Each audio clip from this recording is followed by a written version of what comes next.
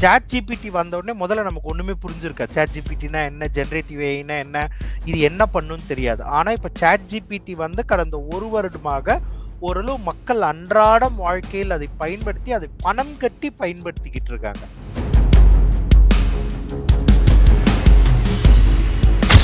இப்போ chat GPT மாதிரி ஒரு விஷயம் வந்துட்டு இப்போ இப்போ எப்படி சொல்றது, நீங்க வந்துட்டு ஒரு பொருளை $200 கொடுத்து வாங்குறீங்க, அதை ஒருத்தர் இலவசமா கொடுக்குறாங்கன்னா பரபரப்பு தொற்றிக்கு தானே செய்யும்.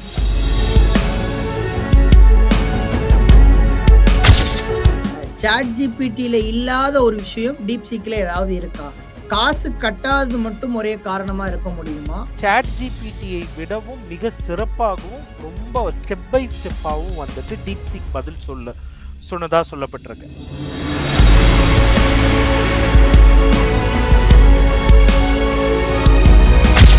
மார்க்கெட்ல ஒரு விவாதமா இருக்கிறதுக்கு மிக முக்கியமான காரணமா வந்து சாட் ஜிபிடி யூஎஸ் ப்ராடக்ட், அது மாதிரி டீப்சீக் வந்து சைனா ப்ராடக்ட் அப்படின்ற ஒரு விவாதம் வந்து முன்வைக்கிறாங்க. இது நீங்க எப்படி பாக்குறீங்க? இல்ல, அது ஓரளவு சரிதான்.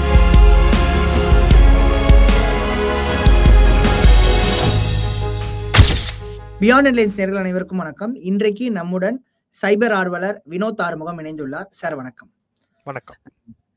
சமீபத்துல சாட் ஜிபிடியை வீழ்த்தி டீப்சீக் பெரிய அளவுல யூசர்ஸை பிடிச்சிருக்காங்க. பெரிய அளவுல டீப்சீக் பத்தியான விவாதம் என்பது அதிகரிச்சிருக்கு.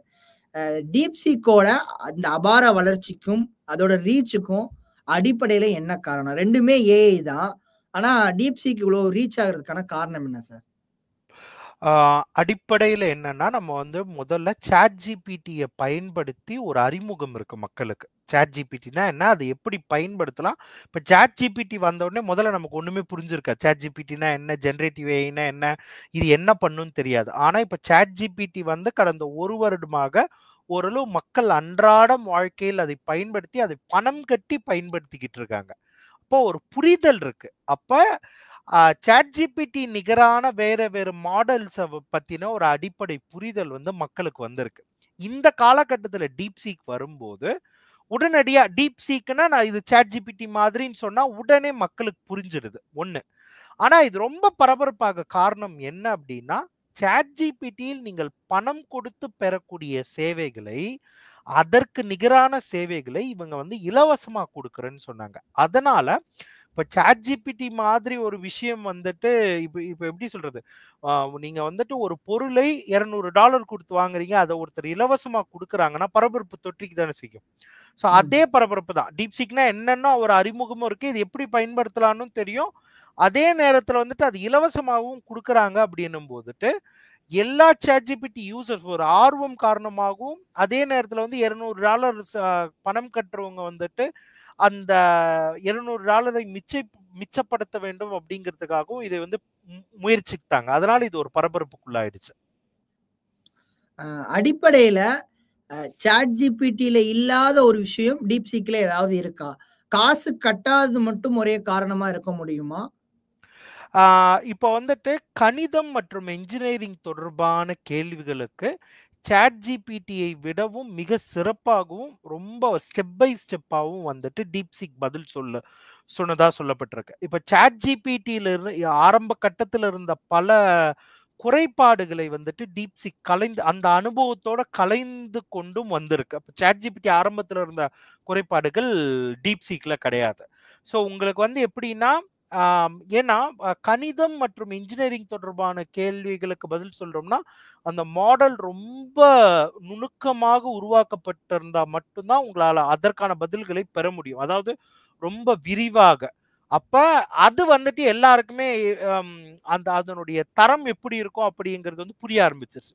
ஏன்னா கணிதத்தை இது ஒழுங்கா சொல்லுதான்னும் போது மிச்ச விஷயங்கள்ல மிக சிறப்பாகவே இது செயல்படும் அப்படிங்கிற மாதிரியான ஒரு புரிதலும் ஏற்பட்டுருச்சு. அது உண்மைதான். சாட் ஜிபிடியும் இந்த மாதிரி கணிதம், என்ஜினியரிங் தொடர்பான விஷயங்கள் இது மிக சிறப்பாக செயல்பட்டு இருக்கு. இப்போ மார்க்கெட்ல வந்து சாட் ஜிபிடியை தவிர்த்து நிறைய ஏஐஸ் இருக்கு. ஃபார் எக்ஸாம்பிள் கிளாட் ஏஐ இருக்கு. சாட் ஜிபிடிக்கு நிகரான விஷயங்களை கொடுக்கக்கூடிய இடத்துல இருக்கு.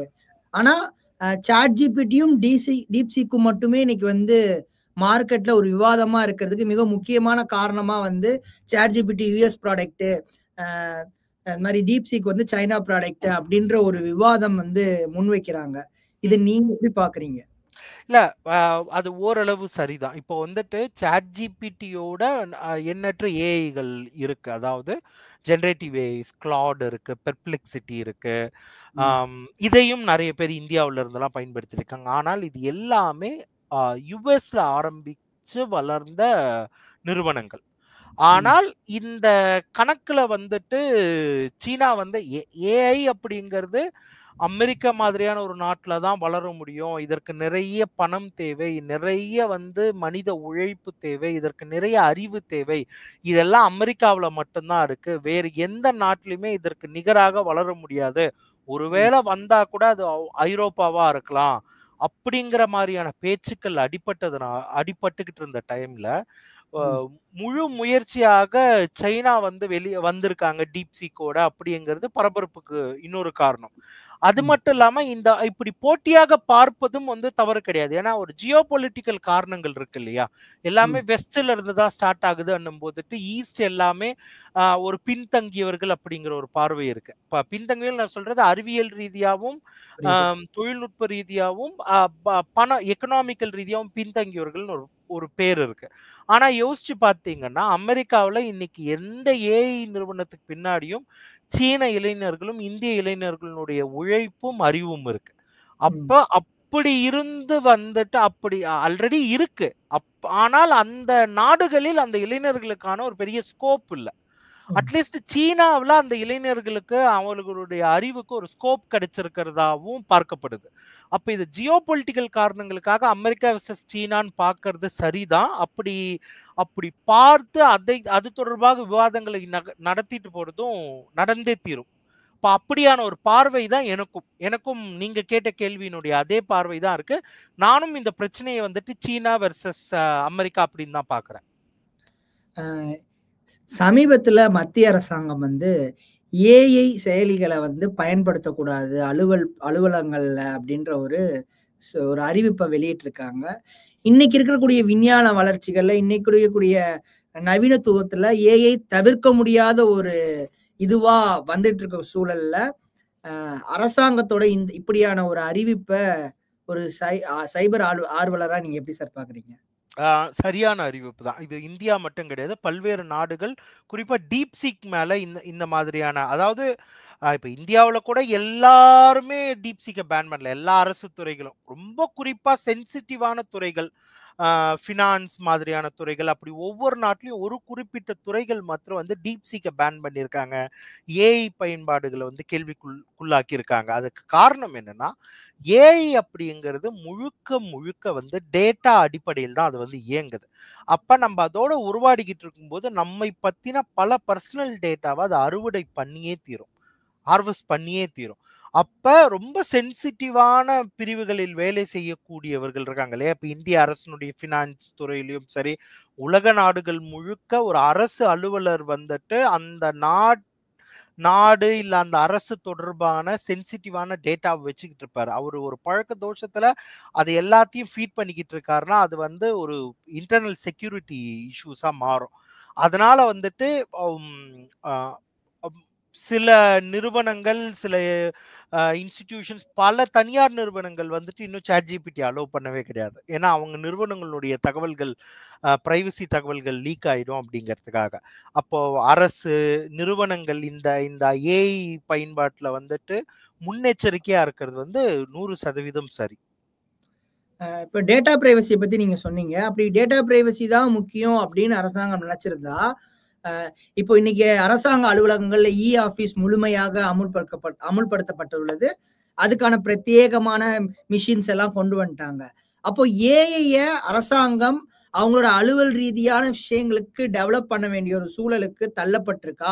அது பண்றதுக்கான ஸ்கோப் வந்து நமக்கு இருக்கா?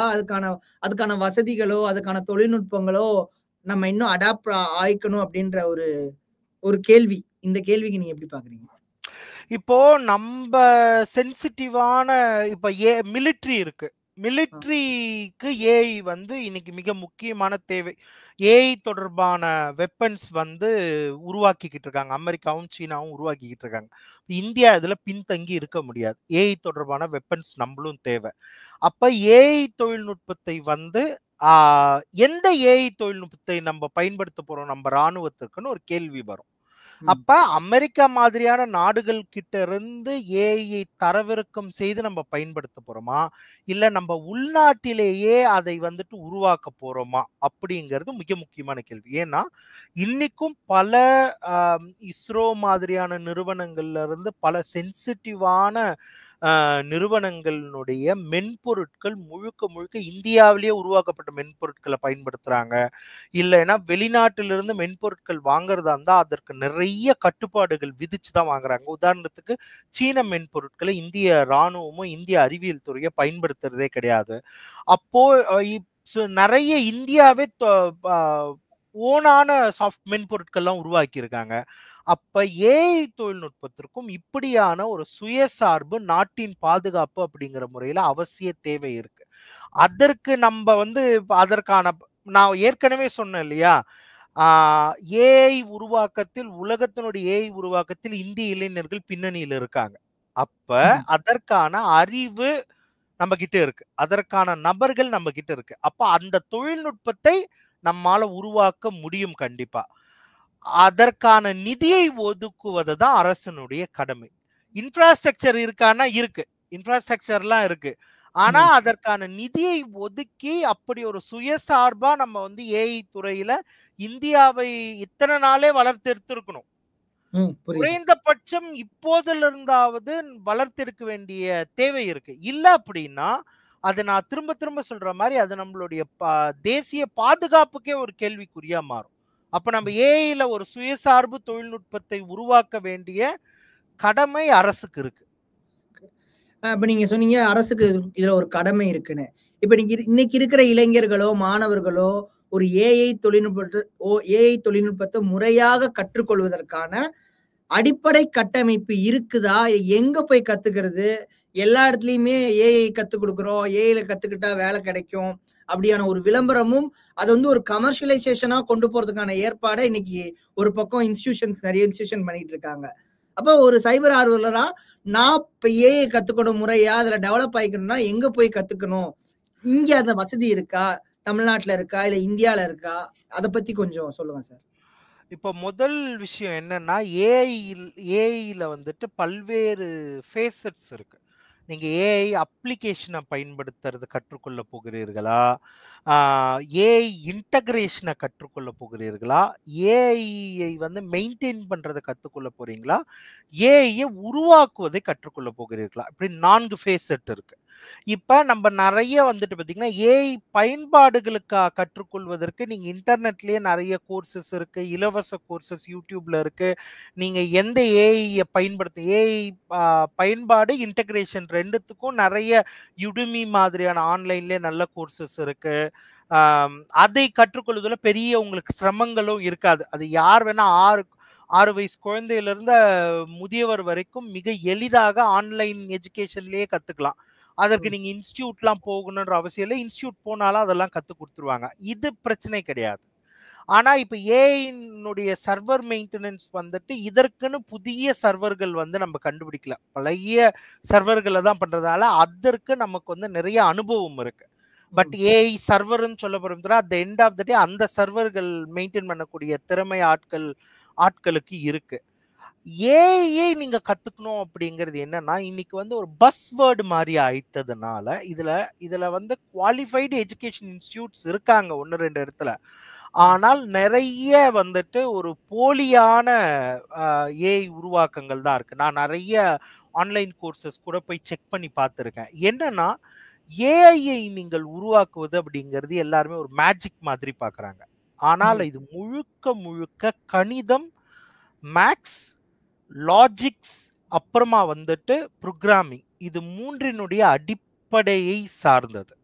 ஏன்னா இன்னைக்கு வந்து நீங்க சாட் ஜிபிடில ஒரு சிக்கலை கொடுத்தால் அதுவே ஓரளவு தீர்வுகளை சொல்லும் பண்ணும்போதுட்டு உங்களுடைய தனித்திறமைகள் வந்து தேவை, ரொம்ப குறிப்பா கணிதத்துல. ஆனால் இன்னைக்கு எல்லாருமே என்ன பண்றாங்க அப்படின்னா, கணிதம் இன்னும் சொல்ல போனோம்னா வெக்டார் கணிதங்கள். அதுக்கு வந்து பிசிக்ஸ் தெரிஞ்சவங்களுக்கு கேட்டீங்கன்னா, வெக்டார்னுடைய ரோல் என்னன்னு சொல்லுவாங்க. இன்னைக்கு ஏஐக்கான நோபல் பரிசு கூட நீங்க நல்லா கவனிச்சீங்கன்னா, பிசிக்ஸ்ல தான் குடுத்தாங்க. பிசிக்ஸ் தெரிஞ்சவங்களுக்கு வந்து இது என்ன சொல்றது? இதனுடைய வீரியம் வந்து தெரியும். அப்ப நீங்க இயற்பியல் சார்ந்த அந்த கணிதத்துல வந்து நீங்க ஒரு எக்ஸ்பர்ட்டா மாறணும். நீங்க ஒரு அடிப்படை வேலையை செய்வதா இருந்தா கூட அந்த கணிதத்தில் மிக திறன் உங்களுக்கு வந்து இருக்கணும். அந்த கணிதத்தை திறனாக கற்றுக் கொடுக்கக்கூடிய ஆசிரியர்கள் இருக்கணும். கத்துக்கிற மாணவர்கள் வந்து அந்த கணிதத்தை நல்லா அப்ளை பண்ணக்கூடியவர்களாக இருக்கணும். அப்படி இல்லாத பட்சத்தில் நீங்கள் ஏஐ கற்றுக்கொள்வதில் ஒரு பலன் இல்லை. சர்டிபிகேட் வச்சுக்கிட்டு ஒண்ணுமே பண்ண முடியாது. அதுவும் ஒரு காலத்துல நீங்க பெற்ற சர்டிபிகேட்லயாவது ஏதாவது நீங்க வேலையை வந்து பண்ணிடலாம். ஏஐல வந்துட்டு சாட் ஜிபிடி, டீப்சீக் மாதிரியான ஏஐக்கள மிக சிறப்பா உங்களோட வேலை பண்ணணும் போது, உங்களுக்கு நான் அந்த வேலையை கொடுக்கணும். இப்ப நான் வந்து சாட் ஜிபிடில போட்டாலே எனக்கு பதில் வந்துருமே. நான் ஏன் உன்கிட்ட அந்த வேலையை கொடுக்கணும் அப்படிங்கிறதுக்கு எனக்கு ஒரு ஜஸ்டிபிகேஷன் வேணும் இல்லையா? நான் உனக்கு ஏன் பணம் கொடுத்து அதை நான் உனக்கு கொடுக்கணும் அப்படிங்கிறது. அப்ப அதை விட நீங்க எங்கேயோ ஒரு இடத்துல எக்ஸல் பண்ணால் மட்டும்தான் நீங்க வந்து அதை சாத்தியமாக்க முடியும். அந்த எக்ஸல் பண்ற பார்ட் வந்து கணிதம். மிக குறிப்பா இயற்பியல் சார்ந்த வெக்டார் கணிதங்கள்ல நீங்க எக்ஸ்பர்ட்டா இருக்கணும். என்னால வந்துட்டு நான் வந்து இன்ஸ்டிடியூஷன்களை குற்றம் சொல்ல அப்படி இந்த பேட்டியை எடுத்துட்டு போக விரும்பல. ஆனா நான் ரிவர்ஸா சொல்றேன். நீங்கள் ஏஐ கற்றுக்கொள்வதாக இருந்தா அந்த சிலபஸ்ல நீங்க போய் பார்க்க வேண்டியது இவர்கள் கணிதத்தை உங்களுக்கு எப்படி கத்துக் கொடுக்க போறாங்க, கணிதத்துல எவ்வளவு சிலபஸ் கவர் பண்றாங்க, அதை எப்படி கத்துக் கொடுக்க போறாங்க.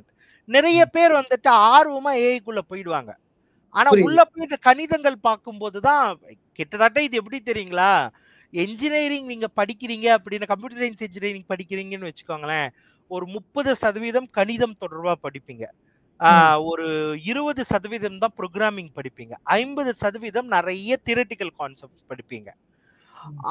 ஏஐல வந்துட்டு எப்படின்னா ஒரு 50% கணிதம், 30% வந்து ப்ரோக்ராமிங், ஒரு 20% தான் வந்துட்டு தியரி படிப்பீங்க. ஏன்னா இது வந்து தினம் அப்டேட் ஆயிட்டு இருக்கிற ஒரு ஃபீல்டு.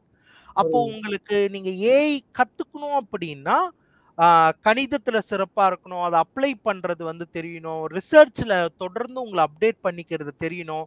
இதெல்லாம் சாத்தியமா இருந்தா மட்டும்தான் நம்மளால ஏஐல ரிசோர்ஸை உருவாக்க முடியும். சும்மா அந்த பேருக்கு வந்து சர்டிபிகேட் வாங்குறது, பேருக்கு சர்டிபிகேட் கோர்சஸ், சும்மா ஏஐ நான் வந்துட்டு ஏஐல படிச்சுட்டேன்னு சர்டிபிகேட் கோர்ஸ் வச்சுக்கிட்டு இருக்கிறது மூலியமா ஒண்ணும் இல்லை. அதனால நீங்க விரக்தி தான் அடைய முடியும். அதனால இந்த அடிப்படையை நீங்க வந்து புரிஞ்சுக்கணும். நிச்சயமா பல்வேறு தகவல்களை இன்னைக்கு எங்களுடன் சேர்ந்து பகிர்ந்ததுக்கு நன்றி சார். நன்றி.